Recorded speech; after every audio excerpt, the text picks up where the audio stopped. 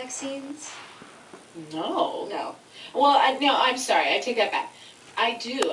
As far as choosing not to vaccinate, yes, I definitely get that. I definitely understand that it's scary, and getting vaccinated, I feel like, is a leap of faith. I think the battle starts when, one person's choices affect other people.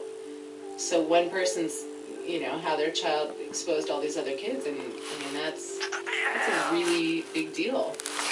And that's just really not being a responsible member of this community, I feel like.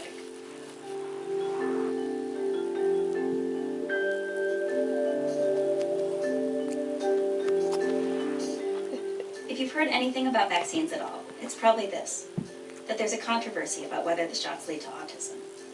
This idea goes back about 10 years, to a paper about the MMR vaccine, that's measles, mumps, and rubella, that was published in the British medical journal, The Lancet. That paper has since been discredited. The journal actually retracted it. Study after study confirms that the shot does not cause autism. But it's hard to shake the fear that it might be true, partly because every mom has heard stories of kids who became autistic after getting the MMR shot. There are YouTube videos. The stories usually go like this. A mom takes her totally normal baby to the doctor. That baby gets the MMR shot. In the days that follow, he stops babbling, stops making eye contact, just slips inside himself, and is never the same again. Derek. Hey!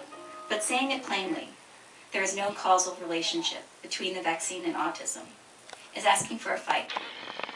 One of the autism researchers I interviewed was reluctant to speak on the radio. He sent me an email about a colleague who's received death threats for saying there's no connection between autism and the MMR. Real death threats, as in when the guy goes to lunch at the CDC in Atlanta, he has bodyguards. All the articles I looked at online for this story are the kind that have 1,000 vitriolic comments underneath. And it's not just anti-vaccinators who are saying crazy, mean stuff. There are haters on both sides. I've been called a murderer, potential murderer, more than once. This is Sybil Carlson. During the outbreak, she talked to a lot of reporters about how she doesn't vaccinate her children. It's just over and over. I don't know how many blogs where, don't I care about anybody else's children, and don't I know that the FDA and the CDC say this is all